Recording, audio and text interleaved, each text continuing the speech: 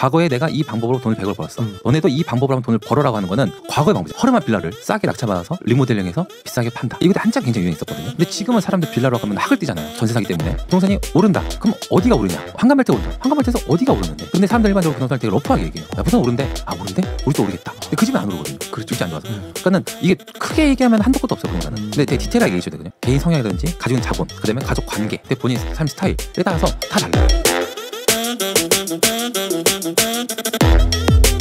네, 안녕하세요. 반갑습니다. 원사이트의 김원샷입니다. 자, 오늘은요 다소 조금 어둡고 조금 우울한 주제를 나눌 수도 있을 것 같습니다. 왜냐하면 이 누구나 이제 원하는 이 내 집 마련의 꿈, 이거에 대한 주제인데요. 많은 분들이 좀 좌절하고 계속 바뀌는 이런 정책들, 또 금리도 불안정하고 이런 상황 속에서 과연 내 집은 어디 있는가, 이런 생각 많이 가지실 것 같은데요. 그래서 오늘은요 특별한 분을 한번 모셔봤습니다. 이 부동산을요 감이 아니라 구조로 바꾼다는 분, 또 굉장히 유쾌한 부동산 전문가분을 모셨습니다. 바로 제프님이신데요. 부동산 전문가 제프님 나와주셔서 감사합니다. 네, 안녕하십니까. 네, 만나서 반갑습니다. 네, 내 집 마련 프로젝트를 운영하고 있는 제프라고 합니다. 네, 네. 초대해 주셔서 정말 너무나도 감사합니다. 감사합니다. 네, 네이밍이 네, 조금 특이했어요. 네, 그렇죠. 네, 네. 제프. 영어 네. 이름인가요? 아, 영어 이름 아니고 순수가 어떻게 보면 한글 이름인데, 제가 추구하는 모든 삶은 항상 모든 일은 재밌게 하자라는 것에 추가된 게 재미난 프로젝트라는 걸로 하나 이제 시작이 됐고요. 그거를 줄인 줄임말이 제프라고 합니다. 그래서 예, 제 예명이 됐고요. 그래서 여러분들이 부르기 편하게 제프 하다 보니까는 네, 열심히 잘 불리고 있습니다. 네. 재미난 프로젝트. 네, 재미난 프로젝트입니다. 네. 이 재미난 프로젝트라는 닉네임과는 좀 다르게 네. 오늘 주제는 다소 무거울 수 있어요. 그렇죠, 어렵죠. 네. 이게 즐겁게 얘기해도 어려운 게 부동산인데, 맞아요. 요즘 분위기가 너무 안 좋다 보니까는 아무리 즐겁게 얘기해도 사람들이 너무 우울감이나 그런 감정 소모가 좀 소비되는 경향이 커서 좀 어렵게 얘기할 수밖에 없는 상황임에도 불구하고 네. 그래도 불구하고 재밌게 우리는 해야 됩니다. 네, 부동산은 단순히 한 번의 관심과 한순간 선택으로 끝나는 게 아니라 이걸 거의 평생 가져간다고 생각하고 우리 접근해야 되거든요. 그래서 항상 우울하거나 어렵다기보다 즐겁고 재미나게 그냥 내가 밥 먹듯이 삶의 일부분으로 보면서 접근하는 게 전 중요하다고 굉장히 생각하고 있습니다. 네, 오늘 조금 원샷님하고 재밌게 한번 풀어보려고 네, 노력해보고 있습니다. 아, 네. 준비 굉장히 많이 해오셨더라고요. 네. 기대됩니다. 네, 감사합니다. 네. 일단은 우울한 이런 부동산 시장에서 좀 네. 재밌게 오늘 풀어줄 거라는 생각이 들고요. 네네. 자, 한번 시작해보도록 하겠습니다. 네. 일단 좀 궁금한 게 네. 요즘 집값이 너무 비싸서 네. 내 집 마련하는 것 자체가 거의 포기 수준이거든요. 그렇죠. 네. 그러니까 이 월 200, 300 정도 받는 이 월급쟁이들도 과연 내 집 마련 할 수 있을까? 그렇죠. 가능한가요? 결론은 가능한데 점점 가면 갈수록 되게 어려워지는 게 사실이죠. 네, 어려 사실이죠. 그래서 저도 수강생들 많이 얘기했을 때 30대, 40대 요 층이 가장 집을 구하는 시기잖아요. 네. 열심히 사회생활, 대학 나와서 열심히 사회생활하고 열심히 모아서 한 2억, 3억 지금 열심히 모았어요. 그게 절대 작은 돈이 아니거든요. 그렇죠. 정말 열심히 생활했다는 그 증거예요. 그것도 이제 결혼하셔가지고 부부가 같이 모으면은 한 3, 4억까지. 네. 그럼 30대 후반 정도가 3억에 4억 정도 모았다면 정말 열심히 모으고 정말 열심히 생활했다는 건데, 그걸 가지고 막상 내가 원하는 집을 구하려고 하면은 정말 너무나 턱없이 부족하다는 걸 느꼈을 때 네. 그 수강생들이나 많은 분들이 정말 현타를 느끼는 거죠. 그렇죠. 그래서 포기하는 경우가 정말 너무나도 많아요. 네. 근데 그럼에도 불구하고 우리는 그 안에서라도 길과 방법을 찾아야 돼요. 맞아요. 네. 근데 그 길과 방법을 찾는 사람은 또 소수예요. 많은 분들이 포기하고. 그러니까 끝까지 버티고 찾으려고 노력하시는 분들은 결국에 내 집 마련에 성공을 합니다. 네. 그래서 그 노력을 조금 하셔야 되는데 그 노력은 제가 아무리 날고 기어도 다 해드릴 수는 없어요. 그렇죠. 스스로가 조금씩 하셔야 되는 건데 그 부분이 귀찮고 어렵다고 포기하시는 분들이 상당히 좀 많습니다. 근데 그런 데 보면 되게 안타까워요. 충분히 자금 여력도 있고 수익도 좋고 조금만 노력하시면 되는데 그 방법하고 길을 몰라서 금방 포기하시거나 그냥 뭐 월세나 전세 조금 안 좋은 상황을 선택하게 돼서 더 나이가 먹은 후에 후회가 되는 길이 분명 올 거거든요. 그러신 분들은 좀 안타깝고, 네, 그렇습니다. 자금은 저는 중요하다고 생각하지 않아요. 네, 본인이 있는 자금에 맞춰서 최대한 어떻게든 맞춰서 시작하는 게 전 중요하다고 봅니다. 네. 제가 속한 어떤 이 단톡방들을 보면 나 이번에 뭐 내 집 마련했다. 그렇죠. 이러면 많은 분들이 뭐 박수 쳐주고 거의 지금은 맞아요. 이게 뭐 축제 분위기가 네. 되거든요. 근데 또 축하를 해주면서도 나는 언제? 나는 가능할까? 저거는 너무 남일이 아닌가? 그렇죠. 이런 느낌이 좀 들더라고요. 그래서 일단은 내 집 마련 가능하다라고 그렇죠. 말씀을 주셨어요. 네네네. 네, 일단 희망적입니다. 네. 그래서 일단은 시작은 하는 게 되게 중요한데 이게 웃긴 게 되게 뭐냐면 예전부터 집에 대한 소유나 집을 내 집 마련하겠다는 욕구는 굉장히 사람이 많았어요. 그럼 우리 상식적으로 그럼 주택 수를 가지고 있는 사람 즉 네. 무주택이 아닌 유주택 수가 늘어났을 것 같아요? 아니면 줄어들 것 같습니까? 전 그래도 늘어났을 것 같아요. 늘어났을 것 같죠. 네. 일반적으로. 근데 예전 5년 전과 10년 전과 지금까지 똑같아요. 거의 무주택과 유주택자가 거의 5대 5예요. 예, 뭐 49대 51, 51대 49. 요즘 수는 계속 왔다 갔다 하거든요. 그러니까는 즉 무주택에서 유주택 되는 거가 사실 되게 어려워요. 그렇죠. 예. 근데 유주택이신 분들이 주택수를 늘리거나 갈아타기 하는 건 또 쉬워요. 그러니까 무주택에서 유주택이 넘어오는 그 첫걸음이 굉장히 어려운 것뿐인 거지. 한 번만 넘어오면은 그 다음부터는 또 다른 게임이 펼쳐지기 때문에 더 관심 갖게 되고 더 삶을 즐기면서 더 다른 게임을 할 수가 있는 건데 그 처음 터기 상당히 굉장히 어렵습니다. 예, 그래서 그거를 포기하시는 분들이 너무 많기 때문에 좀 자금 있어도 안타까운 부분이 되게 많아요. 예, 그래서 이런 문제들이 계속 나오는 게 뭐 집값이 오른다, 떨어진다, 뭐 인구가 줄기 때문에 집값은 고정이 떨어진다, 계속 가불론박을 하고 있잖아요. 그래서 그런 부분이 결국에는 정확하게 집을 가지고 있는 사람 반, 집을 갖고 있는 사람 반. 이 5대5 싸움을 계속 하기 때문에 이런 기본적인 논리란 이 주제가 계속 끊임없이 나오는 거예요. 떨어진다, 오른다, 아파트가 반값 돼야 된다, 아니다, 더 오른다. 네, 그런 것들이 고율적으로 나오는 사회 문제인 거 아닌가 싶습니다. 네. 그러면 자본금은 사실 상관없다라고 말씀을 하셨지만 그래도 집값이 천차만별입니다. 그렇죠. 그렇지만 네. 그럼에도 불구하고 내 집 마련을 하기 위해서 최소한의 시드는 있어야 되잖아요. 그렇죠. 요즘에는 뭐 단순히 뭐 1,200만 원 가능해 이거는 말이 안 그렇죠. 되는 거. 예, 그런 광고성은 여러분 들어가지 마십시오. 큰일 납니다. 그런 네. 데는. 예. 사실은 몇 천도 사실은 어려워요. 사실. 네. 그러니까는 어디냐에 따라 좀 다르는데 늘 모든 사람들이 원하는 건 인서울이잖아요. 그렇죠. 그렇죠. 차다못해 서울 라인 근처에 있는 수도권, 경기권, 멀리 아닌 가까운 경기권 네. 하면은 최소한에 한 1억에서 1억 5천 정도는 있어야 됩니다. 현실적으로는 1억만 있으면 출발할 수 있나요? 네, 1억 정도면 충분히 출발해요. 네, 1억 정도면은. 네, 근데 이게 사람들이 눈이 너무 높아요. 내 자본금이 5천이든 1억이든 그게 중요한 게 아니라 일단 눈이 너무 높아요. 내가 살고 있는 집은 주차장도 넓어야 되고, 그렇죠. 커뮤니티는 당연히 있어야 되고, 집도 좀 편안해야 되고, 다 누르고 싶은 게 너무 많아요. 근데 자본은 적잖아요. 네. 거기서 좀 현실감이나 그런 실제 갈 수 있는 집이나 차이가 나는데 좀 타협을 해야 된다는 거죠. 먼저 타협은 해야죠. 네, 그 타협은 하되 입지는 포기하면 안 된다. 이제 차랑 똑같은 것 같아요. 네, 왜냐면 맞아요. 차도 살 때 옵션을 자꾸 추가하잖아요. 그렇죠. 계속 높아지는 거예요. 한도 끝도 없죠. 네. 네. 뭐 천장 뚫을 기세. 그럼요. 네. 그래서 스파크 사러 갔다가 그랜저사 뽑고 오는 그런 거잖아요. 네. 맞습니다. 네. 근데 그거는 내가 어디서 감당이 되는데 집은 사실상 조금만 눈을 올리면 이 감당이 안 되는 금액으로 그렇죠. 커져서 그게 문제고요. 자, 한 가지 이제 이 채널을 통해서 한 가지 팁을 알려드리자면은 네. 일단 입지는 포기하지 마십시오. 입지는 중요한데 내가 포기해야 될 게 뭐냐면은 일단은 평수를 포기해야 돼요. 네, 평수. 작은 평수. 오히려 입지는 절대 포기하지 말고 사수를 하되 네. 평수는 줄이더라도 포기하자. 들어가세요. 네. 작은 평수라도 뭐 신혼부부든 개인이든 세 명이든 네. 작은 데라도 들어가세요. 네. 그렇게 들어가야지 입지가 결국에는 자산을 늘리는 키워드이기 때문에 그렇군요. 작은 평수라고 사람들이 저게 오르겠어 하는데 오히려 작은 평수가 더 잘 오릅니다. 그런가요? 네. 특히 헬로시티 같은 경우가 제일 작은 평수가 한 16평짜리 있거든요. 네, 이 송파. 송파 헬로시티 다 유명하잖아요. 네. 그게 처음 분양가가 한 4억 정도밖에 안 됐어요. 네. 네. 그게 지금 거의 한 15억 다가갑니다. 야. 그러니까 올라가는 퍼센트 수치가 그 헬로시티 같은 거 20평, 30평, 40평 다양한 평수가 있어요. 제일 작은 평수나 제일 인기 있는 선호되는 평수나 올라가는 상승률 퍼센트는 똑같아요. 네. 상승 그 퍼센트만 따졌을 때. 그러니까는 작은 평수라고 덜 오르지 않는다는 거죠. 그렇죠. 네, 작은 평수라고. 왜냐면 그러면은 그 가격이 올랐음에도 불구하고 작은 평수 사람들이 왜 들어오느냐? 그 입지가 필요한 거거든요. 그 입지가. 거기서 살아야 되는 입지가 이유가 필요한 거기 때문에 작은 평에서 들어오는 수요도 많은 거고. 그렇죠.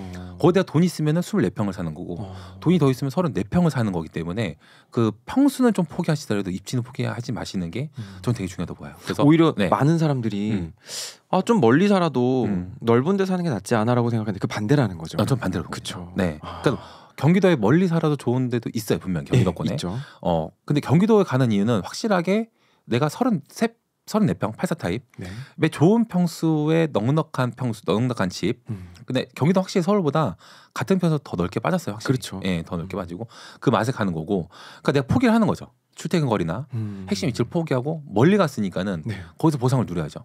그래서 좋은 평수에 좋은 커뮤니티 시설, 좋은 공원, 주변 환경 이걸 보고 들어가는 건데 선택을 하셔야 돼요. 내가 삶의 질을 올리고 싶다. 그럼 경기도권 가셔야 됩니다. 네. 큰 평수에. 근데 내가 조금 더 열심히 더 일을 해야 되고 조금 더 사회적으로 일에 대해 더 집중을 하겠다. 그러면 좋은 입지 들어오셔야죠. 그러면 평소 포기하셔야 돼요. 네.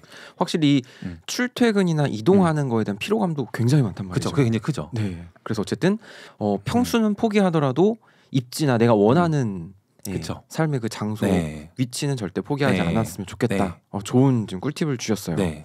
근데 보통 뭐 연령대별로 좀 다르긴 하겠지만 요즘엔 사실 부동산 강의가 뭐 예나 지금이나 넘쳐나거든요. 그렇죠, 그렇죠. 너무 많아요. 네, 너무 많아요. VOD 강의도 있고 네. 거의 뭐 고액 강의, 그럼요. 강의파리들, 그럼요. 뭐 스레드나 인스타, 유튜브만 보더라도 이제 강의 부동산 플랫폼들도 너무 많아. 너무 많죠. 좋더라고요. 네. 근데 이렇게 되게 많은 강의 중에서 어떤 강의를 선택해야 되고 그쵸. 또 심지어 요즘은요. 저 아시는 분은 다수가 듣는 강의보다 오히려 컨설팅이 낫다. 그럴 수 있죠. 근데 시간당 막 60-70만 원 정도 되는 강의도 듣고 수강하시더라고요. 네, 그렇죠, 그렇죠. 근데 결국에는 임장은 내가 다녀야 돼요. 네, 그럼요. 집 보러 다니면서. 네, 그 본인이 하셔야죠. 네. 어떤 지금 부동산 강의를 하시는 네네네. 입장에서 네. 부동산 강의가 이렇게 많아졌는데 네. 진짜 좋은 강의는 어떤 강의일까요? 저도 어떻게 보면 다 경쟁자죠. 그렇죠. 네. 너무 많이 생겨서 강의를 파시는 입장에서 깜짝 놀랍니다. 너무 많이 생겨가지고. 네. 근데 뭐 금액은 일단 두 번째 치고 네. 저는 항상 제 수한테 얘기하는 게 이거예요. 그러니까 어느 분이 내가 과거에 어떠한 종목으로 예를 들어 뭐 경매든 뭐든 다 어떤 수단입니다. 수단. 네. 결국엔 부동산을 통해서 수익을 내는 거죠. 그렇죠. 그건 다 떠나서 과거에 내가 이 방법으로 여러 차례 횟수를 반복을 해서 100억을 벌었어. 그다음 강사님이요? 네, 강사님이요. 네, 강사님. 근데 이런 식으로 본인 얘기하죠. 네. 이렇게 이 방법 과거에 내가 이 방법으로 돈을 100억을 벌었어. 그렇기 때문에 난 자신 있어. 너희들도 나의 방법으로 딱 똑같이 따라오면 너희들도 돈을 벌 수 있어. 라고 하시는 분들 많거든요. 그렇죠. 근데 저는 거기서 반은 맞고 반 틀리다 생각해요. 그러니까는 그분이 많이 경험하신 거에 대한 경험치는 분명히 있습니다. 경험치에 대한 거는. 경험치는 절대 무시 못해요. 부동산은. 네. 근데 과거에 내가 이 방법으로 돈을 벌었어. 너네도 이 방법으로 하면 돈을 벌어라고 하는 거는 과거의 방법이잖아요. 과거의 방법. 그렇죠. 과거의 방법. 시간이 지난 거죠. 시간이 지난 거. 지금 그게 안 먹히는 수가 굉장히 많아요. 먹힐 수도 있지만 안 먹힐 수가 있어요. 네. 한 가지 예를 들면은 허름한 빌라를 네. 싸게 낙찰받아서 리모델링해서 비싸게 판다. 이것도 한참 굉장히 유행했었거든요. 맞아요. 근데 지금은 사람들 빌라로 가면 학을 띄잖아요. 그렇죠. 전세 사기 때문에. 맞아요. 그러니까 지금도 수익을 낼 수는 있어요. 네. 지금 수익 내고 있습니다. 그렇게 똑같은 수익 낼 수는 있으나 그걸 우리가 일반적인 수강생들에 의해서 확률적으로 봤을 때 확률이 점차 줄어든다는 거예요. 네, 줄어드는 거예요. 그러니까 그럼 반대로 그거는 확실히 투자 방법인 거고 네. 자금을 불리는 투자 방법이고 그러니까 철저하게 부동산은 실거주를 할 거냐 투자를 갈 거냐 이렇게 두 가지 나누죠. 네. 또 두 번째로 투자를 그러니까 실거주를 내가 하면서도 실거주하는 집이 자산 상승을 해야 돼요. 내 집은 살고 있는데 집값이 하나도 안 오르고 10년 동안 그 집에 계속 멈춰 살고 있다. 이것도 잘못된 거거든요. 그렇죠. 그러니까 그런 거를 일단은 개개인마다 좀 짚어주지 않은 상태에서 무조건 나의 과거에 돈을 벌었으니까 있으면 다 따라오세요로 하는 거는 저는 지금 상태에서는 좀 무리가 있다고 봐요. 왜냐하면 지금 계속 정책이나 이런 것들이 바뀌고 시장이 그렇죠. 바뀌고 사람들 흐름들이 바뀌고 패턴이 바뀌잖아요. 네. 그러니까 그걸 따라가면서 부동산 흐름을 읽으면서 앞에 미래를 어차피 우리는 투자한 것 때문에 그런 지금 흐름을 읽으면서 투자할 수 있는 거나 실거주 구하는 방법이나 그런 걸 맞춰가야지 과거 방법 그대로 끌어온다? 저는 거기서 조금 리스크가 좀 있다고 봅니다. 네. 그게 잘못된 게 아니보다 좀 리스크는 좀 있을 수가 있다. 맞아요. 네. 그러니까 수강생들 입장에서는 근데 혹할 수는 있을 것 같아요. 혹할 수 있죠. 네, 네, 이 강사가 네. 과거에 이런 방법으로 내가 돈을 이렇게 벌었어. 그러니까 나의 이런 성공 사례가 있으니까 너네들도 할 수 있으니까 판타지를 심어주는 거예요. 그러니까 와, 이 사람 이렇게 벌었대라고 해서 유명해지고 뭐 예를 들어서 뭐 20대나 30대 어린 친구들이 나 이렇게 돈 벌었으니까 너는 이렇게 해. 라는 거는 모두에게 통할 수 있는 어떤 절대 공식은 아니다. 네. 이런 느낌이신 거죠. 그러니까 부동산이라는 게 이게 부동산이 오른다. 그럼 어디가 오르냐? 황금벨트가 오른다. 황금벨트에서 어디가 오르는데 이렇게 파고들면 한도 끝도 없이 굉장히 작은 점에서 만나거든요. 그렇죠. 근데 사람들 일반적으로 부동산을 되게 러프하게 얘기해요. 야, 부동산 오른대. 아, 오른대? 우리 또 오르겠다. 근데 그 집은 안 오르거든요. 그렇죠. 입지 안 좋아서. 그러니까는 이게 크게 얘기하면 한도 끝도 없어요, 부동산은. 근데 되게 디테일하게 얘기해줘야 되거든요. 그만큼 그 수강한 사람들이라든지 모든 사람들이 개인 성향이라든지 가지고 있는 자본, 그다음에 가족 관계, 네. 근데 본인 삶 스타일에 따라서 다 달라요. 그러니까 그러면 네. 모두에게 통하는 절대 공식이 없기 때문에 없죠. 오히려 네. 좀 맞춤형이나 네. 나한테 딱 들어맞는 커스터마이즈 된 그런 어떤 교육 수강이 더 좋다고 생각하시나요? 그렇죠. 근데 그거를 교육 강의 자체를 다 맞출 수는 없죠, 당연히. 그렇죠. 네, 기본적인 건 알려주고 하되 결국에는 그 강사에 저는 좀 피드백이 좀 중요하다고 생각을 해요. 아, 케어. 네, 케어. 피드백. 네, 결국에는 그 사람 그 강사가 수강생인데 얼마만큼 진심으로 케어를 하느냐. 근데 사실 이거 되게 피곤해요. 그렇죠. 그 강사 입장에서는. 네, 굉장히 3D 업종이라 할 정도로 한 사람 한 사람에 대한 스트레스가 굉장히 크고 네. 굉장히 피곤한 일입니다. 그렇죠. 근데 그렇게 안 하면 사실은 잘 안 돼요. 그게 안 돼요. 그러면은 강의만 끝난다? 그러면은 이제 성과를 무조건 낸다는 거는 아니지만은 네. 수강생 만족도가 굉장히 떨어져요. 네. 그 우리 제프님은 네네. 강의를 하고 계시니까 네네네. 약간 지금 표현을 3D 업종으로 내가 피곤하지만 네. 그럼에도 불구하고 해줘야 돼요. 하고 주시는 네, 해줘야 돼요. 네. 그러니까는 사람들이 단톡방에서 얘기하는 것도 또 되게 성격 일반 I형이신 네. 분들은 꺼낼 수도 있어요. 말을 못 하죠. 네, 말을 못 하고 뭐 이 성격이시면 좀 얘기하시는 분들 있지만은 네. 개인 톡도 엄청 들어오긴 해요. 어느 정도 해주긴 했지만 저도 그걸 다 해줄 수는 없거든요, 사실은. 네. 그래서 그렇게 할 수 있는 그래서 소통할 수 있는 장을 좀 계속 마련을 해줘야 돼요. 네. 그러면 그 질문들을 받으시는 입장에서 네네. 가장 많이 받는 질문이 뭐예요? 일단은 그냥 앞에는 다 끝나고 무조건 어떻게 해요? 제일 명 어떻게 해요? 어떻게 병에 걸렸다고 하거든요. 이거 제가 만약에 A라는 아파트가 마음에 들어. 그 수강생님이 네. 그럼 이거 제가 하고 싶은데 어떻게 해요? 그러면은 A라는 아파트 가서 조사해보고 이렇게 해서 하세요. 그다음에 어떻게 해요? 넥스트를 넥스트. 어려워하시는 거예요. 그다음에 어떻게 해요? 어떻게 해요? 병에 걸리신 분들이 되게 요즘에 되게 많거든요. 그러니까 이게 정보가 너무 많고 정보 너무 쉽게 얻으니까는 내가 뭔가 노력을 하지 않고 되게 빠르게 쉽게 얻으려고 해요. 저는 일병 어떻게 병에 걸리지 말라고 하거든요. 네. 그러면은 이게 좋은 정보를 제가 줘도 이 귀한지를 몰라요. 그렇죠. 네. 쉽게 줬으니까. 쉽게 줬으니까는. 그래서 어느 정도 본인이 1에서 10까지 있다고 하면은 한 6까지는 본인이 좀 와줘야 돼요. 근데 그 방향은 제가 잡아드리는데 네. 보통 방향 잡아드리는데 가이드라인. 그렇죠. 가이드라인 안에서 본인이 올라가는 거는 한 1에서 6까지 정도 올라와줘야 돼요. 그리고 나서 그게 돼야지 만약에 컨설팅 하던가 질문하다가 얘기를 해도 어느 정도 수준이 올라온 상태에서 얘기를 해야지. 그게 너무 아무것도 안 하는데 얘기를 하면은 계속 어떻게 해요? 그 무한 루프도 빠지는 거예요. 그렇죠. 임장은 어떻게 해요? 부동산 가서 어떻게 해요? 뭐 하면 어떻게 돼요? 제품이 뭐 하면 어떻게 해요? 이거에 빠지면 아무런 진지 안 돼. 서로 에너지만 빠지고 맞아요. 아무런 결과도 하나도 안 나와요. 오히려 갔다 와보고 나니 상황이 부동산 갔다 와보니 집이 너무 매물이 없어요. 어떻게 해야 돼요? 이런 거랑 부동산 가서 어떻게 얘기해야 돼요? 아무것도 하지 않은 상태에서 질문하는 거 좀 차이가 있다고 하거든요. 그렇죠. 그래서 일단 움직여야 돼요.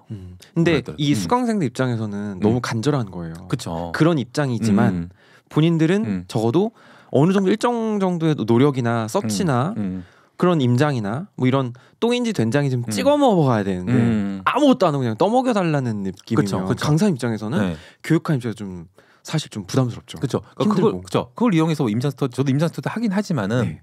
뭐 그것도 당연히 비용도 받고 하는 다 있어요. 네. 그 여러 가지로 다 쪼개서 그런 강의도 많는데 실상 그걸 다 듣는 사람 치고 저거 봤을 때는 결과 내신 분들이 거의 없어요. 결과 내신 분 없어요. 그럼 결과 내는 분들의 공통점 있을까요? 일단은 본인이 조금 부딪혀 봅니다. 일단 해보는. 네, 일단 해봅니다. 작은 거라도 일단은 제가 이제 뭐 정확하게 뭐 전체적으로 숫자를 내지는 않고 좀 개개인별로 좀 숫자를 내는 경우가 좀 있어요. 네. 그러니까 저도 어쩔 수 없이 가만히 조용히 있으신 분한테는 당연히 먼저 말 걸기도 하지만은 그럼에도 불구하고 너무 조용히 있으면은 그것도 안 써도 물어보기도 해요. 그마저도.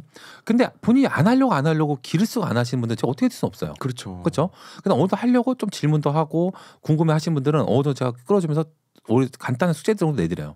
본인이 거기 궁금하냐? 그럼 가서 투자 물건으로만 정리해서 보고 알아. 뭐 A, B, C 아파트 제가 어느 정도 알려두고 여기에 금액대나 전세가 어떻게 되는지 매물이 어떻게 있는지 네이버 보지 말고 그 네이버 물건 실제 있는지 네이버 없는 물건이 있는지 일단 조사를 한번 해서 갖고 와라. 레포트를 써와라. 저는 항상 그래서 수강생한테 그냥 던지는 질문 저를 되게 안 좋아해요. 그렇죠. 어느 정도 서류로 보고서처럼 회사 나는 김 부장을 생각하고 당신이 네. 부장님한테 보고 올리듯이 보고서를 작성해서 올려라. 양식은 의미 없고 본인이 한번 나가서 한번 보고 혼자 스스로 정리해 보는 거 종이로 정리를 해봐야 돼요. 정리해 보니 머릿속에 들어오거든요. 그렇죠. 그걸 저한테 올려주면 제가 먼저 피드백 해드립니다. 그래야지 쭉쭉쭉 나갈 수가 있어요. 근데 네. 결국에는 집을 사는 것도 마치 공부하고 네 일하다고 생각해요. 네. 실력을 키우는 네. 네. 어차피 다 직장생활을 하시고 다 자영하시잖아요. 그냥 이거를 너무 어렵게 생각하면 한도 끝도 없고 그렇죠. 그냥 드라이하게 일한다고 생각하시면 돼요. 근데 좀 안타까운 네. 게 지금 갑자기 든 생각인데요. 네.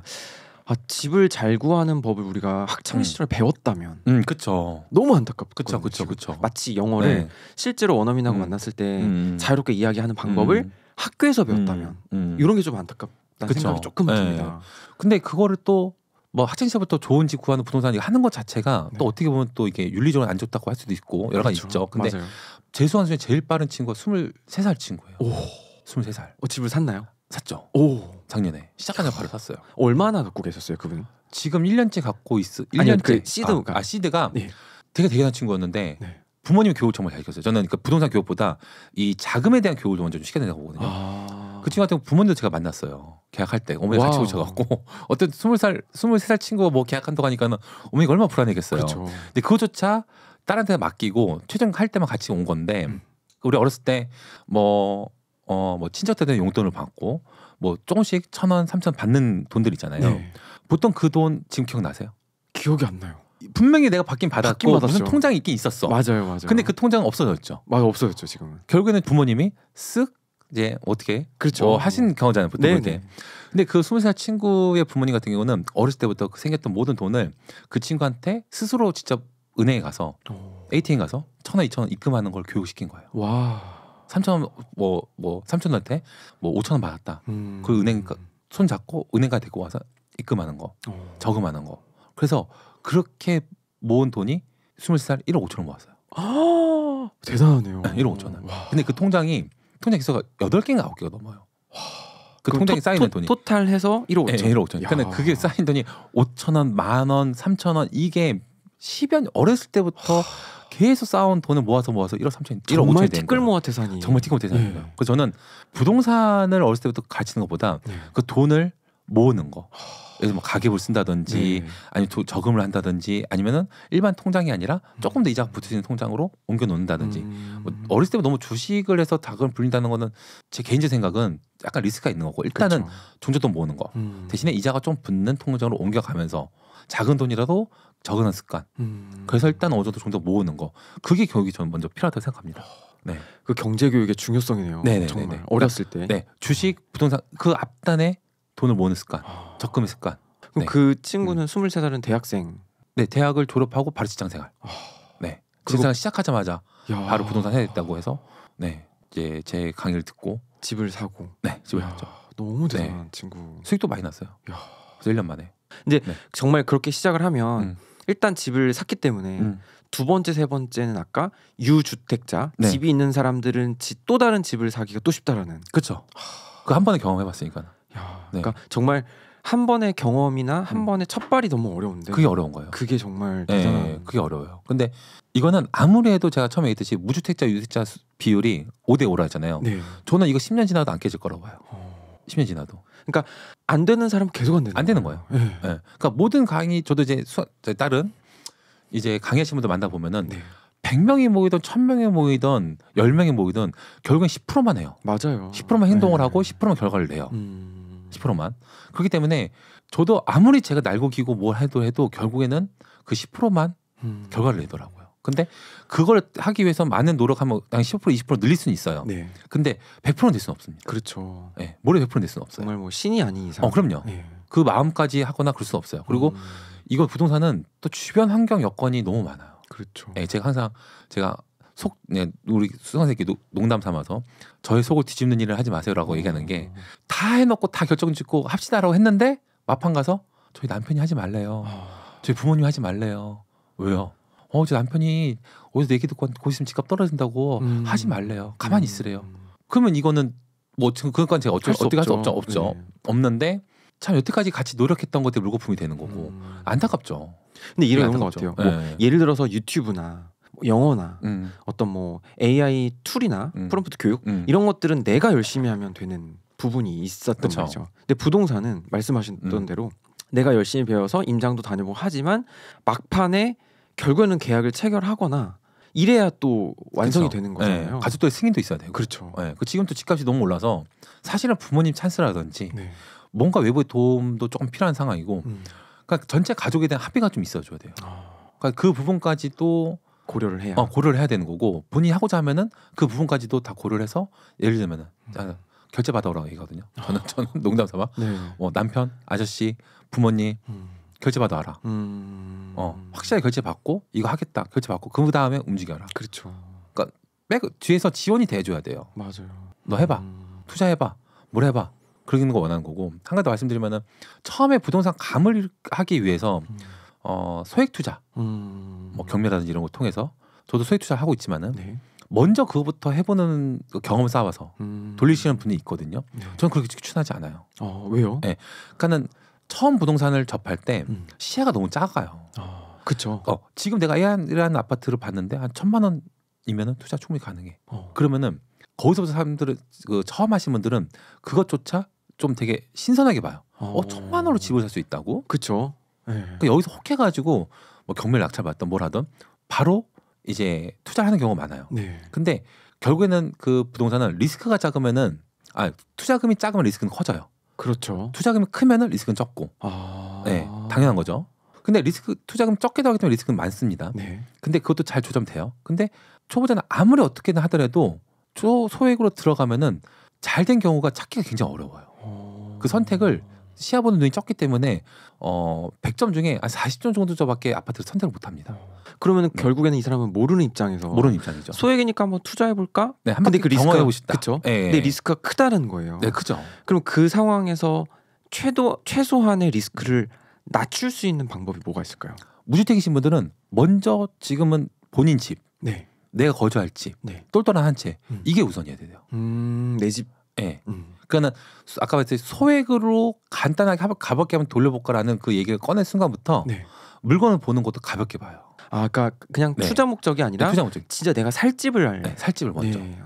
그래서 제가 항상 지금 그러니까 다시 처음부터 얘기했듯이 내가 어떤 가서 내가 과거의 방법으로 돈을 벌기 때문에 당신도 이렇게 하면 돈을 벌 수 있다라는 거는 과거형이잖아요. 과거형. 그렇죠. 지금은 부동산이 이재명 정부 들어서 부동산이 상승되는 거는 네. 또 문재인 정부와는 달라요.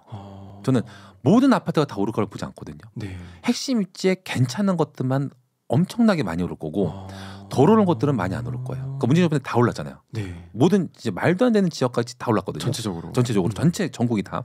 이번 장은 저는 그렇지 않다고 봅니다. 반대로 오른 데는 엄청 많이 두세 배 많이 오를 거고 네. 안 오른 데는 정말 찔끔 오르고 말 거예요. 그럼 그렇게 포지션은 뭐 똘똘한 한 채 괜찮은데 가져가고 그러고 나서 어차피 다주택자 포지션 아니죠. 지금 포지션은 똘똘한 채 가져가고 그 다음에 두 번째 집을 투자용으로 가져가는 거죠. 소액으로. 그래서 결국엔 내가 사는 집도 나중에 수익이 나면은 현금이 들어오겠죠. 그렇죠. 그것도 현금 파이프라인이죠. 어떻게 네. 보면은. 그러고 나서 2주택까지는 우리가 취소된 부분도 문제 없잖아요. 두 번째 주택은 소액으로 어쨌든 똘똘한 돈이 다 들어갔으니까는 두 번째 주택은 소액으로 뭐 지방에 작은 거 하나 갭 투자 해놓으면은 얘도 팔면은 현금 파이프라인이 생기는 거잖아요. 그렇죠. 두 개 파이프라인이 생겼죠. 네. 내 월급이 있죠. 네. 세 개 파이프라인 생겼죠. 거기 퇴근하고 간단한 엔잡 하나만 더 해주면은 네 개 파이프라인 만들 수 있는 거죠. 네. 그러니까 이런 식으로 부동산을 단순히 사고 끝나는 게 아니라 얘도 현금이 나올 수 있는 파이프라인으로 생각하고 그렇게 구축을 해야 되는데 첫 아파트는 가볍게 들어가면 가볍게 들어갔다가 무겁게 나갑니다. 진짜로 경험 삼아서. 네, 생치도 굉장히 중요하고 여러 가지 있지만은 그 첫 집은 굉장히 무겁게 내가 살 똘똘한 한 채를 시간이 걸리더라도 제대로 준비해서 정확하게 들어가야 돼요. 너무 좋은 꿀팁입니다. 네. 그리고 나서 소액으로 작은 걸 들어가셔야지 본운이 확 커집니다. 네.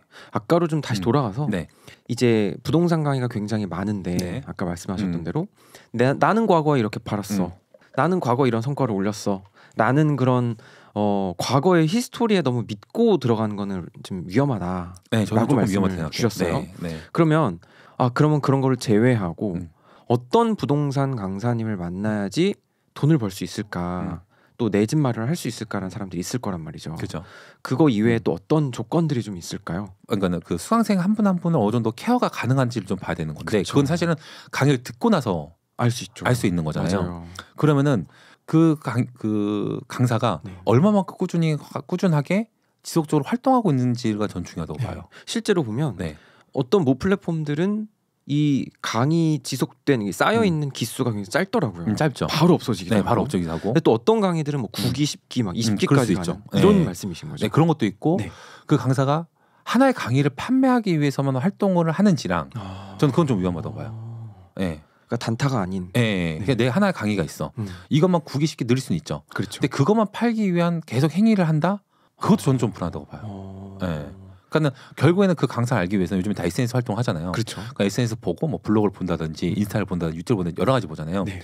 그럼 거기에 쌓여 있는 그 데이터들, 히스토리들, 네, 히스토리들 그런 것도 좀 봐야 되고 그분이 강의 이외에 어떤 활동을 하는지 실적으로 뭔가 계속 데이터를 그러니까 결국은 데이터 싸움이거든요. 그렇죠. 데이터를 제공해줘야 되는 게 저희 강사들 역할인 거고 네. 그게 계속적으로 신규적으로 업데이트가 되는 사람인지 좀 봐야 된다고 생각해요. 네. 또 플러스로 말씀 주셨던 거 이외에도 그 강사가 빠른 시장 상황에 대처해서 그쵸. 예, 시적절한 네. 딱 그 시장에 맞는 그 타이밍에 맞는 정책과 어떤 분위기나 이런 것들을 반영할 수 있는가. 그렇죠. 이런 것도 중요하네요. 네, 그런 풀이를 계속 내놓는다든지 네. 이거 정책 나왔을 때 어떤 해법을 내놓는지 그렇죠. 이거 계속 꾸준히 봐야 되거든요. 그러니까 그거는 결국은 강사들도 계속 노력을 해야 된다는 그렇죠. 거예요. 계속 시장 보고 본인도 투자하고 시장을 읽어내야 되고 그걸 다시 해석해주고 그러니까 이 활동을 꾸준히 하는 사람이 저는 옳다고 봐요. 그렇죠. 네. 이게 뭐 영어랑 다르잖아요. 네. 영어는 언어라는 걸로 딱 네. 고착화되어 있는 거지만 이 부동산 상황은 워낙에 변동성이 심해서 그쵸. 예, 금리라든지 그렇죠, 그럼요. 정책이나 그럼요. 이게 좀 쉽지 않은 부분일 것 네. 같습니다. 네. 일단 지금부터는 조금 무거운 주제 네, 정말 네, 네. 뭐 재밌게 풀어주시겠지만 네. 이런 말이 있어요. 민주당이 집권하면 집값이 무조건 오른다. 그렇죠, 그럴 수 있죠. 말이 있습니다. 네, 그럴 수 있죠. 최근에 이 문재인 정권 이후에 이재명 정권이 음. 들어서고 나서 이 토허제, 토지 허가제라는 것들이 이제 네. 나왔습니다. 네. 요거에 대해서 아직까지도 모르시는 분들도 주변에 꽤 있어요. 그렇죠, 그렇죠. 네, 관심 없으신 분들은. 그럼요. 요거에 대해서 좀 정말 시골에 있는 할머니도 알아들을 수 있게 쉽게 한번 그렇죠. 말씀해 주시면 좋을 것 같습니다. 한마디로 토지 거래 허가 구역 그 구역 안에 있는 모든 토지 즉 아파트 집을 거래하는 데 있어서 허가를 받아야 되는 거예요. 정부에 네, 정부의 허락을 받아야 되는 겁니다. 왜 받아야 돼요? 그러니까 그거를 왜 받았냐 한 문제를 물어보시면은 네. 정부한테 물어보는 게 맞는데 그렇죠. 그렇죠? 네. 이 거래 당사자의 거래 서로 간에 집을 파고 하는 거래를 모든 거를 다 그 관할 구에서 허가를 받아야 되는 조건이 생긴 거예요. 이거 공산주의 아닌가요? 공산주의라고도 할 수 있는 거죠. 네. 공산주의 할 수 있는 건데 네. 무조건 이렇게 막 프레임을 씌운다기보다 네. 그 정책은 결국에는 실거주자들만 집을 사고 팔아라. 이거를 어느 정도 가이드를 잡아놓은 거죠. 투자하지 말고 실거주자들만 거래해. 라는 식으로 좀 시장을 좀 뜨거운 시장을 잡으려고 한 정책이라고 봅니다. 근데 이 우리가 자본주의 경제 그렇죠. 자본주의 사회에 살고 있어요. 네. 그러면 내가 돈이 있는 상황에서 좀 자금력이 있고 이 상황에서 굳이 실거주를 하지 않아도 투자 목적으로 그럼요. 집을 여러 개 산다라고 하는 건 사실 그렇게 이건 잘못된 건 아니에요. 그렇죠. 잘못된 건 아니죠. 네. 네. 네, 최근에 어떤 뭐 국토부였던 공무원분도 네. 뜨거운 이제 논란이 있었죠. 네네네. 그러니까 결국에는 문제가 되는 건 뭐냐면 내로남불 그렇죠. 이거든요. 네. 본인은 집 30억, 40억씩 네. 있으면서 네. 너네는 그렇게 하지 말아라. 네. 이런 건데 그렇죠. 이 토지 허가제가 나오면서 지금 부동산 시장이 지금 거의 뭐 난장판이 됐다. 그렇죠. 그죠? 이런 네. 상황이에요. 네. 이 상황에서도 집 살 수 있나요? 집을 사야 돼요. 내가 원하는 집. 네, 사야 됩니다. 지금 사야 돼요. 지금 사야 됩니까? 네, 지금 사야 돼요. 그러니까 언제까지예요? 반대로 네. 토지거래 허가 구역이 생겨서 네. 그 지역이 아닌데 지금 사람들이 엄청 몰리고 있거든요. 그렇죠. 그렇죠. 반대로 그럼 몰렸어요. 네. 그러면서 뭐 동탄이라든지 구리라든지 뭐 송도, 안양 지금 뜨겁습니다. 그럼 거기 사람들 투자로 들어갔어요. 네. 그럼 집주인들은 집을 팔았죠. 네. 내는 사람들은. 그럼 그 사람들은 집을 팔았어. 돈을 수익을 챙겼죠. 장급 그렇죠. 받고. 네. 그 사람들은 어디로 갈 거예요? 더 안 좋은 데로 갈 거예요? 아니죠. 그렇죠. 예를 들어 동탄에 집이 있는데 집을 팔았어요. 네. 그 사람이 더 평택으로 내려갈까요? 아니죠. 더 올라가겠죠. 그렇죠. 그 반대로 지금 외곽나에 불이 불고 있습니다. 풍선 효과에서 그 집 판 사람들 결국엔 다시 토지 안으로 들어온다는 거예요. 자금력이 좀 생겼으니까. 자금 생겼으니까는 더 좋은 데로 갈아타려고 하는 거지. 더 먼 데로 가지 않는다는 거죠. 그러니까 다시 토지 안으로 들어와요. 그럼 토지 안에서 당연히 예를 들어 동탄 10억짜리 아파트가 거래됐습니다. 네. 집이 10억을 벌었어요. 10억이 자금 생겼어요. 네. 그러면 그 다음에는 5억짜리 집을 안 가고 12억이나 13억, 15억짜리 아파트로 넘어간다는 거야. 토지로. 대충 6억까지 되니까 6억부터 되니까는. 그러면 서울에 15억짜리 아파트를 또 사요. 네. 그럼 15억짜리 아파트는 집을 팔았잖아요. 네. 그분도 또 생활을 하려고 집을 또 사요.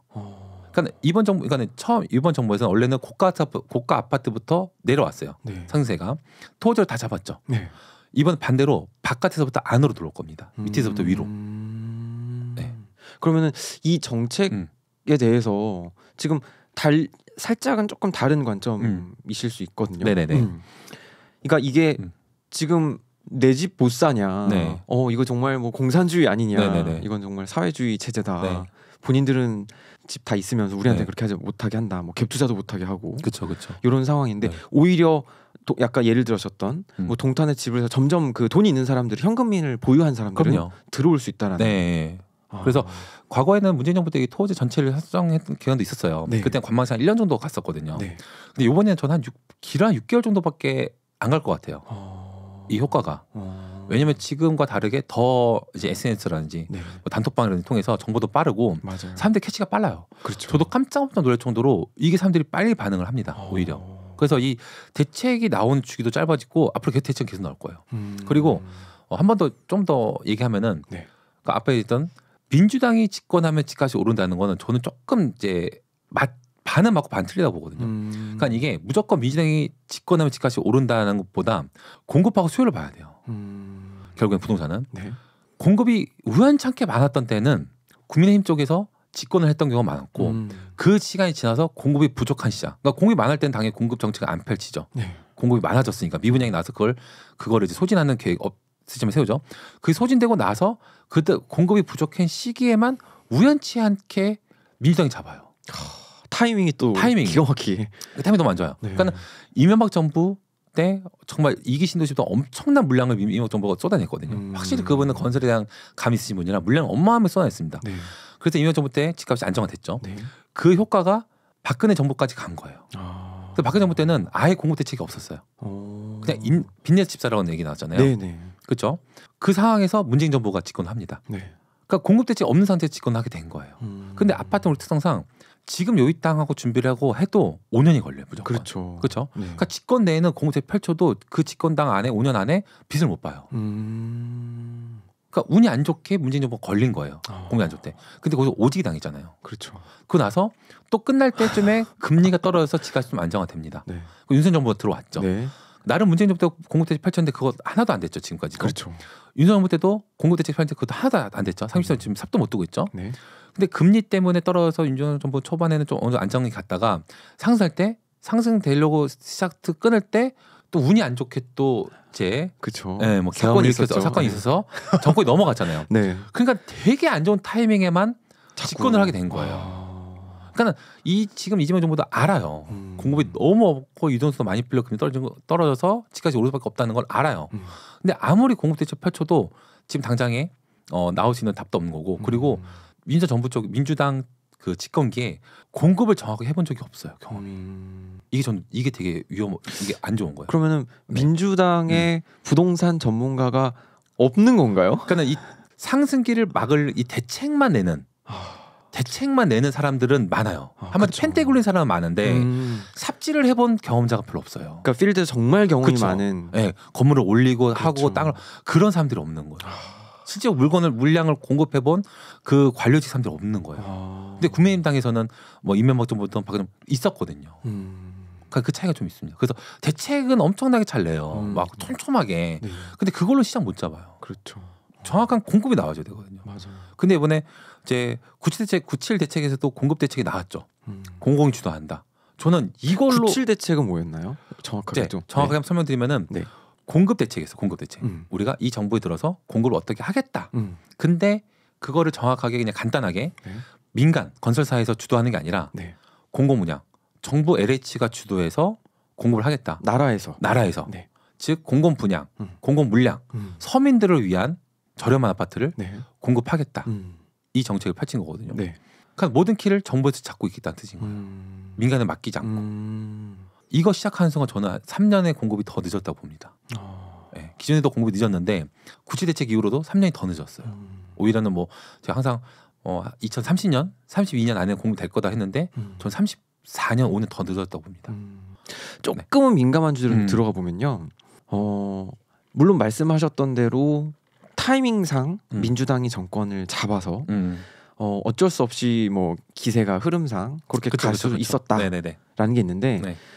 반면에 또 이런 요즘 이제 추세가 있죠. 뭐 중국인 무비자들 그렇죠. 네. 요거에 맞물려서 네. 중국인들은 사실 이 수도권에 집 사는 거에서 전혀 그렇죠. 무리가 없다는 무리가 거죠. 없죠. 네.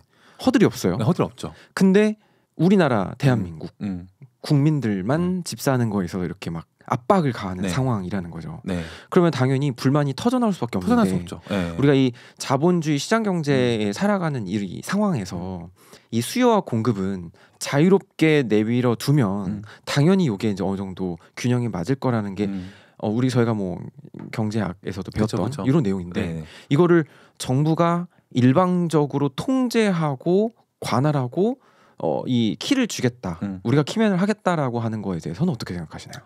그냥 민주당이 양쪽 지지 어느 당을 지지하는 거 아닙니다. 네.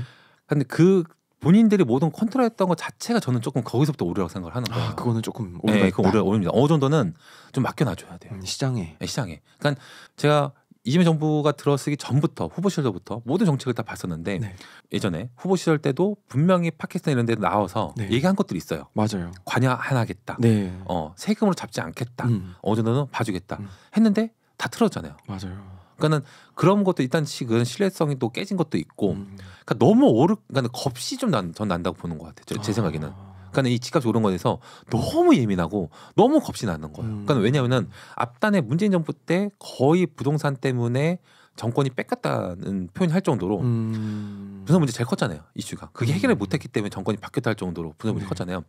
그거에 대한 두려움이 좀 있는 것 같아요. 그거에 대한 두려움.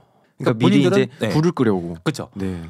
본인들은 이제 정적으로 보면은 이번에 집권하고 아마 그 다음까지도 집권을 하고 싶은 계획은 분명히 있을 겁니다. 당연하죠. 어느 당이든. 네. 근데 그 계획의 가장 큰 걸림돌은 지금 부동산이에요.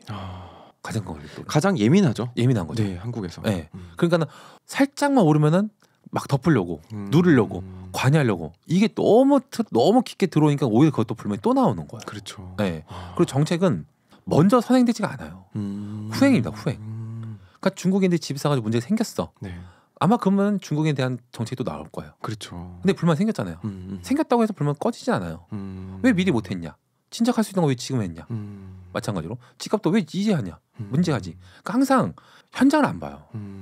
이 정치하시는 분들이. 네. 그러니까 항상 제가 보면 정확하게 부동산원 통계가 나오고 그 데이터가 2주 3주 쌓이고 나서 정책이 나오거든요. 지금. 그러니까 약간 탁상공론의 탁상공론이에요. 탁상공론. 네. 현장 와서 좀 둘러보고 지금 공급이 안 됐으면 왜 공급이 안 됐는지 그런 걸 좀 봐야 되는데 그냥 무조건 너무 트라우마가 세서 그런 것 같아요. 집값이 오른다. 그럼 무조건 끄자. 무조건 누르자. 무조건 누르자. 풍선 효과는 어떡하지? 그럼 더 눌러. 더 넓은 지역에. 이거는 그것도 눌러. 대출은 그것도 그냥 다 눌러버려. 전세자는 전세입자 일단 됐어. 다 필요 없어. 집값만 누르면 돼. 전세입자가 전세 매물이 없어서 이사할 집이 없다고 합니다. 일단 그 두 번째 문제야. 이런 포지션인 것 같아요. 근데 집값만 잡아. 일단 눌러. 그리고 잡는다는 느낌은 저는 아니에요. 정책이 나오면 일단은 두 달, 석 달 아니면 6달, 1년 동안은 좀 관망기 비슷하게 좀 조용히 있잖아요. 네. 그 기간을 그냥 계속 만들려는 것 같아요. 5년 내내. 그러니까 잡는 건 아니죠. 네. 튀는 건 계속 눌러서 상승은 할 겁니다. 계속 상승합니다.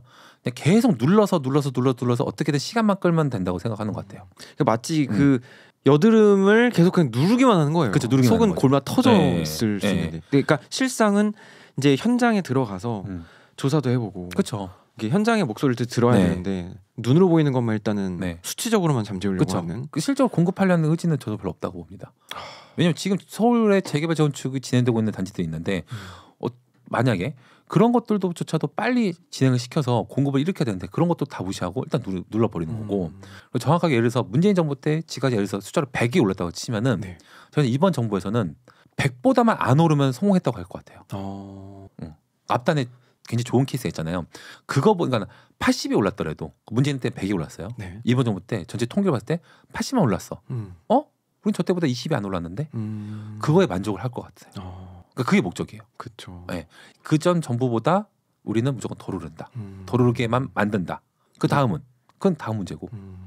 그러면은 이 토허제를 만약에 안 했어요. 안 하면 어떤 현상이 발생됐을까요? 예측하시기로. 지금 사실상 갭 투자를 잡으려고 한 건데 이 갭 투자를 또 혹시 또 생소해하시는 분들도 있을 수 네. 있어요. 네, 갭 투자 같은 경우는 일단은 내가 집을 삼에 있어서 실거주가 아니라 네. 일단 나의 자본과 전세 세입자의 자본 두 가지 합쳐서 집을 구매를 하는 거죠. 네. 이제 내가 실거주는 하는 거 아니고 이제 투자의 목적으로 이제 갭투자를 하는 겁니다. 근데 이것 자체도 투자의 목적이라고 그냥 프레임을 쓰면 무조건 그냥 다 투자예요. 그렇죠. 근데 전 수강생들한테도 미리 사놓으라고 하는 것도 갭 투자의 방법이에요. 그러니까 내 집을 사는데 돈이 부족해. 돈이 부족해. 네. 당장에는 살 돈이 없어. 그 있는 자본으로도 구매를 하고 실거주를 못한 경우도 있습니다. 그럼 일단 이 집을 갭 투자로 먼저 선점을 해놔라. 네. 그러고 나서 어차피 2+2 4년이잖아요. 네. 4년 동안에 돈을 벌어서 갚아 나가는 거죠. 갚아 나가는 거죠. 그 세입자 내보내고 너가 들어가 살면 된다. 이것도 내 집만 하는 방법 중에 하나거든요. 그렇죠. 근데 여기는 이번 정부는 무조건 갭투자를 다 막았어요. 무조건 나쁜 놈이야. 갭 투자하는 사람은 무조건 나쁜 놈이 다 막았거든요. 네. 근데 실제 갭 투자 수요가 들어온 거는 올해 들어왔을 때 올해 5월 달부터 거의 5월에서 6월 넘어가는 25년도 5월 6월 달부터 갭 투자 수요는 그때부터 들어왔어요. 그러니까 6.27 대책 바로 직전하고 우리 6.27 대책 이후로 갭 투자 수요가 더 늘었습니다. 오히려 6.27 대책. 네. 네. 이후로 더 늘었어요. 사실은. 그러니까는 그 전까지 집값이 오른 거는 실적으로 내가 돈을 벌어서 이 집을 팔고 네. 더 좋은 곳에 살 거야. 내가 한마디 갈아타기 수요. 그렇죠. 내가 10억짜리 집을 팔고 내가 열심히 벌어서 5억을 더 벌었어. 그럼 난 15억짜리 집을 갈 거야. 15억짜리 집으로 갈아타고. 그 15억짜리 집 판 사람은 15억을 내가 팔았으니까 난 당연히 더 비싸. 더 좋은 데로 그쵸. 가고. 이 갈아타기 수 때문에 집값 상승한 거였거든요. 근데 그냥 그걸 무조건 다 투기야. 투자야. 이거 싹 다 잡아버린 거죠. 그러니까 실적으로 실거주할 사람 세입자들이 엄청난 피해를 보고 있는 거죠. 네. 실적으로 갭투자 수요는 한 5월 달부터 한 3, 4개월밖에 안 들어왔어요. 네, 저는 그 갭투자 수요가 실적으로 시장에 영향을 미치는 거는 그게 작다고 봅니다. 네. 그러면 이 토어제를 하지 않았다고 했을 때는 네. 이 갭 투자는 워낙에 있어 왔잖아요. 네네네. 기존에도. 네. 그러면은 만약에 토어제를 시행하지 않았을 때 네. 어떤 상황이 또 벌어졌을까요? 계속 집값이 무한 상승했을까요? 그러지 않았을 것 같아요. 네. 기본적으로 지금 10월 달이잖아요. 네. 어차피 겨울 되면 겨울장이라고 해서 어느 정도 안정기에 들어가는 겁니다. 겨울장은 기본적으로. 그렇죠. 네. 이사철이고 세입자가 바뀌는 시간이고 네. 그런 식으로 좀 그렇게 어느 정도 올랐다가는 어느 정도 항상 상승에 대한 피로감은 항상 생겨요. 그렇죠. 네. 항상 피로감 생깁니다. 그리고 매수하는 사람도 이 가격이 너무 비싼데 주춤한 시기는 있거든요. 네. 그래서 어느 정도 올랐다가는 저는 한 10월, 11월까지 갔었으면은 그 다음부터 좀 주춤했을 거로 봐요. 겨울장에서는. 네. 그러니까 시장은 자유롭게는 어느 정도 놔둔다고 해서 무조건 상승하지 않아요. 올라갔다 내려갔다 자연스럽게 합니다. 당연히 정부의 개입은 좀 어느 정도 좀 필요하다고 봅니다. 이렇게 깊숙하게 들어온다기보다는 적정한 수준에 결국엔 계속 공급을 하겠다 하는 시그널. 네. 네, 아니면 세입자를 좀 더 보호하겠다는 그런 시그널이라든지 아니면은 뭐 대출에 대한 뭐 이자 부분은 지금 이자 너무 높아요. 실제 네. 기준금리보다. 미쳤죠. 네. 그런 부분을 조금 더 실제로 대환 대출을 하는 거에 대한 이자를 지원한다든지 아니 전세입자의 이자 지원을 한다든지 그런 식으로 실거주자들이 더 좀 편안하게 집을 거주할 수 있는 여건을 더 마련해야 된다고 저는 봐요. 네. 이건 다 죽여놨어요, 완전히. 맞아요. 네. 그래서 토지 없었더라도 전 정상적인 거래나 폭등이 아닌 정상적인 상승은 계속 나왔을 것 같아요. 네. 이게 집값은 오르기도 하고 내려가기도 하고 그럼요. 하는데 이걸 너무 정책적으로 그냥 다 묶어버리니까 네. 너무 트라우마가 센 것 같아요. 네. 네. 그러니까 또 지금 사람들이 거의 뭐 막 SNS며 네. 막 모이면 부동산 얘기 그럼요. 하는데요. 근데 이건 아닌 것 같습니다. 저는 확실하게 우리나라 사람들은 중국의 땅을 살 수 없는데, 그렇죠. 중국 사람들 우리나라 땅을 마음대로 살 수가 있고, 그쵸. 네. 네. 자 이거는 말도 안 되는. 그죠, 말이 안 되죠. 네, 말이 안 되죠. 이거는 좀 네. 정말 참 속이 터지는. 네, 그렇죠. 이거는 말이 안 되는 네. 거고. 그러니까 그쪽 눈치도 많이 보는 것 같아요. 네. 그러니까 이게 참 부동산만 보면은 중국인들 집 사면 안 돼도 맞거든요. 근데 또 중국 분들이 우리나라에 여행을 와서 네. 또 쓰는 관광을 하면서 화장품을 산다든지 네. 여러 가지 사는 그것도 어마무시하거든요. 그게. 어마무시하죠. 그러니까는 그것도 있는데 또 부동산 때문에 그걸 또 막자니 난처한 거죠. 정부 입장에서는. 그러니까 참 이러지도 못하고 저러지 못한 상황에 놓인 건데 그걸 조금 더 디테일하게 예를 들자면 뭐 중국인들이 땅을 사거나 뭐 했을 때 정확하게 세금을 확실하게 더 매긴다든지 그렇죠. 네, 그 정책을 펼쳐내는데 그런 것조차 안 하고 한마디로 실고자 하는 사람들만 정책을 펼친다는 게 거기서 좀 불만이 생기는 거죠, 당연히. 그러니까 뭐 신원이 명확해야 되고, 명확해야 그렇죠? 되고. 지금 뭐 무비자 네. 있고 이런 거 네네네. 또 마찬가지입니다. 그리고 이분들에 대해서 말씀하셨던 대로 뭐 한국인들 대상으로 매었던 세금보다 좀 더 추가적인 세금이 네. 더 붙어줘야죠, 확실하게. 뭐 프리미엄을 붙인다던가. 네. 네. 양도세 부분, 뭐 취득세 부분에서 추가적인 추가세를 더 붙인다든지 그런 것들 확실히 더 들어와 줘야죠. 네, 그때 무조건 사지만은 안 되는 거 아닌 것 같아요. 그렇죠. 자기경제에서 어차피 그쪽 우리는 그쪽에서 못 사는 이유는 당연하지, 그 나라 자체가 네. 거기 때문에 우리나라 어쨌든간에 자기경제 체계 때문에 사는 거는 막으면 안 되는데 그 과정에서 분명히 페널티는 줘야 된다. 확실한 페널티 줘야 된다. 그렇죠. 네, 그럼에도 불구하고 사겠다? 그건 어쩔 수 없죠. 그건 어쩔 수 없죠. 그것까지 막을 수는 없죠. 네. 근데 확실한 그러니까 국민이 이 정도도 많이 얘기하는 거, 국민이 납득할 만한 페널티를 주면 문제는 안 생겨요. 그렇죠. 납득할 만한. 근데 이거는 완전 텍스 프리 정도 수준으로 줘버리잖아요. 네. 그러니까 자국민 보호 네. 정책이라기보다는 네, 자국민을 그냥 묶어버리는. 그렇죠. 묶어버리고 네. 그들한테는 오히려 텍스 프리 네. 정도를 하게끔 줘버리니까 문제 생긴 거고, 결국에는 그들이 전세금을 받아가지고 도망치는 일도 생기잖아요. 맞아요. 누가 내가 중국에도 전세금 받으면 뭐하러 돌려줘 2년 뒤에 자기가 돈 들고 가면 끝나는 건데 막말로 그 뻔히 보이는 거잖아요, 이게. 그래서 이제는 막 이 집이 어떤 뭐 경매라든지 어떤 이 대출이 얼마나 걸려 있는지를 보는 것 이외에도 집주인의 국적이 누군가도 봐야 되는. 그럼요. 이런 상황이 벌어지는. 그러니까는 참 계속 이 정부를 욕할 수밖에 없는데, 뭐 욕이라고 표현을 좀 했지만 정책이 좀 잘못되고 얘기하는 게, 네. 보세요. 이번 정부가 그 정권 잡기 전에 또 전세 사기에 대한 문제 터졌어요. 네. 그렇죠? 그거에 대해서 그 당시에는 뭐 법안을 발의한다 난리 쳤었죠. 그렇죠. 그 찍고 나가서는 이 전세 사기에 대한 법안이 안 나왔잖아요. 그렇죠. 그러니까는 이 공급 대책이고 뭐 11월 대책이고 다 좋아요. 뭐 도저히 어쩔 수 없다 쳐봐요.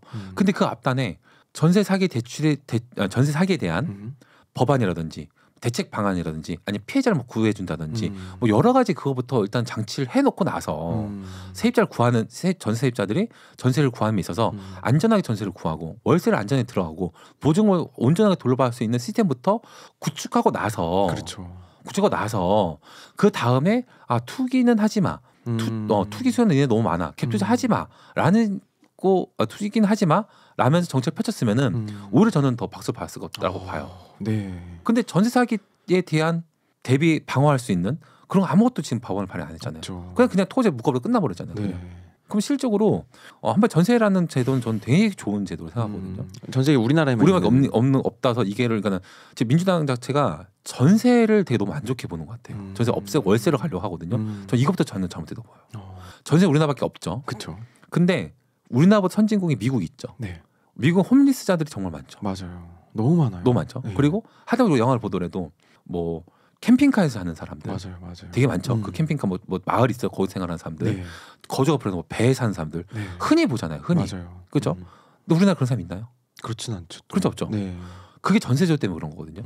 우리나라만큼 주거 안전성이 좋은 데는 없어요. 뭐 독일 같은 경우도 월급이 300만 원이면 월세가 280만 원을 내야 돼요. 살인적이네요. 네, 살인적이에요. 네. 살 수가 없는. 네, 살 수가 없는 네. 데가 유럽입니다. 월세 때문에. 근데 그런 사람들이 우리나라 전세를 보면 이해를 못하는 거예요. 그렇죠. 이거 완전 신세계인 거죠. 돈을 주고 2년 동안 사는데 돈을 다시 받아. 이게 말이 돼? 근데 그걸 하잖아요. 결국 전세라는 제도 때문에 우리나라 아파트 문화가 발달된 거고요. 그 아파트 문화 때문에 주거 환경이 굉장히 많이 올라갔고요. 그 전세 플러스 아파트 문화 때문에 우리나라 사람들 중에 기본적인 주거 환경은 세계에서는 저는 굉장히 탑클래스로 주거 환경이 높다고 봅니다. 지금 당장에도 내 주머니 돈에 한 200만 300만 원밖에 없다 치더라도 네. 정부에서 전세 대출 같은 거에서 1억 정도 나오거든요. 그러면은 빌라 같은 거 2층 3층짜리 괜찮은 거 빌라 얻어서 전세 들어갈 수 있어요. 그렇죠. 그건 생활하는 문제가 없잖아요. 일단은. 그러니까 그렇게 내가 삶을 시작하거나 가정을 꾸리거나 혼자 스스로 생활했을 때 이 전세라는 제도는 너무나 좋은 제도예요. 근데 이걸 분명히 악용하는 사람도 있고 네. 이걸 투자로 이용하는 경우도 있긴 하겠지만은 네. 일단 이 전세라는 제도 자체를 지금 너무 안 좋게 봐서 이걸 없애려는 기조가 네. 전 잘못했다고 봅니다. 가뜩이나 이 공급이 없을 때 네. 공급이 없는데 전세입자들 이사 갈 데가 없어서 난리인데 하필 이때 없앤다. 그러니까 모든 거를 다 하려고 하는 게 과욕이 결국에는 그게 화를 화를 부른 거죠. 부른 것 같아요.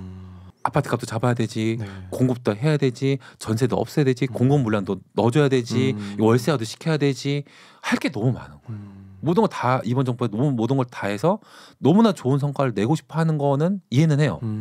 하는데 다 할 수는 없다. 그렇죠. 네, 다 할 수는 없다.